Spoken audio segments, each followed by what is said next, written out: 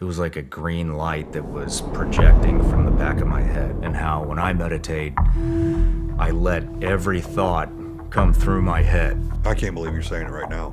And I want you to sit down, and I'm going to ask you some questions. And I want you to give me the shortest answer you possibly can with the least amount of words.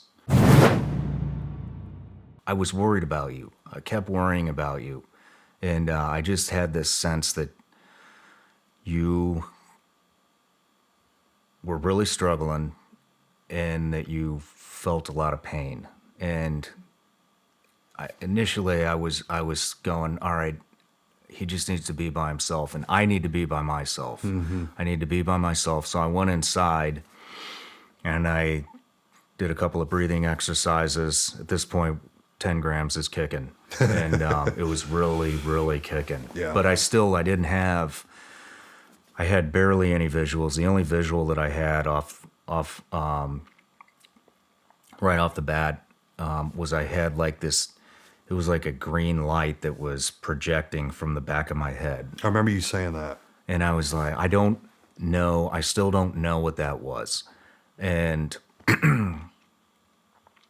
but I laid down, totally relaxed, put my arms out. You were outside by the fire, and I was getting frustrated because I could not get you out of my thoughts. And I was not down there to think about you. I was down there to think about what's important to me, manifest my goals, think of new ways to show my wife and my son that I love them. Yeah. But I could feel your presence. And I remember yelling. I was like, well, maybe if I just yell as loud as I can, that'll clear my head and a new thought will come in. Because we had talked a lot about meditation as well. Right. And how when I meditate, I let every thought come through my head. And sometimes there's hundreds of thoughts. Sometimes it takes an hour to get there. Sometimes I never get there. But the way I meditate is I don't fight the thoughts. I sit there and it's like a bird's eye view. Mm-hmm.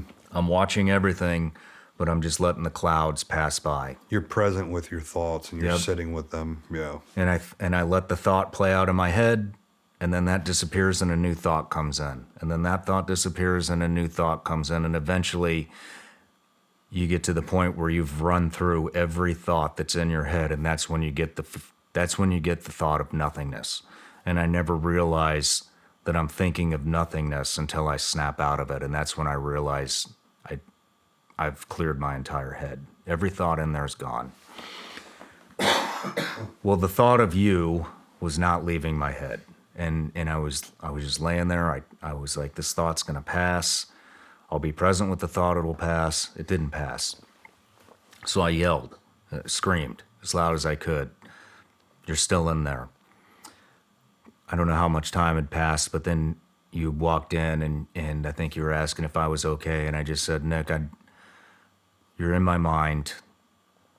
And this is going to sound really weird. And I'm very reluctant to say this, but I'm going to empower you right now.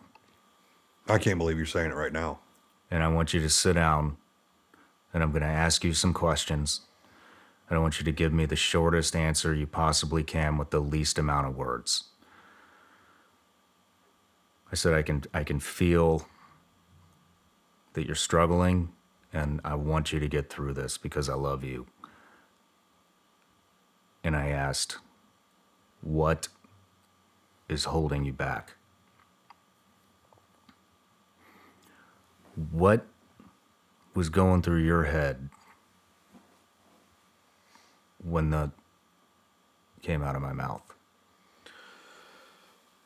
I was trying to process everything because I was kind of, I came in and you asked me to sit down. I think I laid down on the floor next to, you were in the bed, and I just laid down there next to you so I could hear you. And when you said, I can't get you out of my head, I was like, I didn't know what to say to that, And when you asked that question, if you recall, it probably took me, there was some silence there. And I started going through all the thoughts. I started trying to find the answer for myself because I really didn't have an answer. And I think I even gave you a couple answers, but they weren't the answer.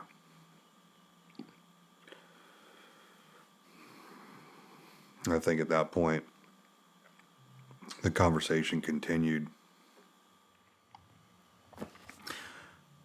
And I told you your strengths. yeah, I think the big one was communication. It was. I said, Nick, because I just had this sense that you were really struggling with self-worth, which we figured out you were struggling with self-worth. And I said, Nick, do you even know what I consider your number one attribute to be? And you said no. And I said, I talk to Katie about this all the time. You have this amazing ability to communicate exactly what you're thinking. Nobody has any doubts into what you want. You're very descriptive, you're very direct, and that can be extremely hard to do. Yeah. And I tell Katie that all the time when I'm talking to my team, when I'm talking to people with business, when I'm trying to protect myself, from being taken advantage of, and a lot of that has to do with communication. And ever since I remember watching you teach for the first time, and when we were teaching tactics together, and I was like, this guy can communicate like nobody I've ever seen. He can convey exactly what's going on in his head and exactly what he wants to an audience, and it comes so natural to you. Mm-hmm. And I've learned a lot by just observing how you communicate, how you direct, how you protect yourself from being taken advantage of, how all these things, and I've vocalized it to Katie several times, and I wanted you to know, like I said, Nick, nobody can take control and command a room better than you. I remember saying that, and I said you're extremely good at it. And how did that feel? Dude, Did anybody ever told you that before? Nobody's ever told me that. And I knew exactly what you were talking about. One of the term we call it in the military is a command presence. There's some folks, I'm not just going to say there's some guys, because there's women that have this rare ability as well to, when they speak, they just have this presence of command that overwhelms a room.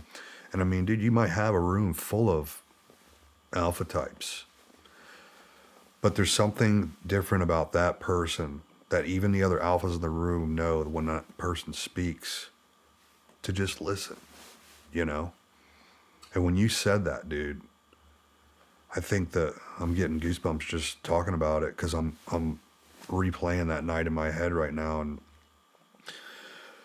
the word empower, that's exactly what it did for me. And it was self-worth that I was struggling with, and I didn't even realize it. And dude, it felt good. It felt really good, because I told my wife the same thing I think that you told Katie. I don't think I've ever had a conversation like you and I had that night with any other individual. I don't know that her and I have ever been able to go that deep. I don't think we've ever been able to go that deep into something like that. And it meant the world to me, dude. It was mind blowing, but it was a revelation that I needed. And I'm sure we'll get further into where it went from there, because it got even better. Hey everybody, I'm Shawn Ryan. Click here to subscribe to the Shawn Ryan Show YouTube channel for the hottest and most compelling interviews that you will not see anywhere else. I've also made a playlist of all the previous SRS episodes, so they're easy to find. You can find that right here.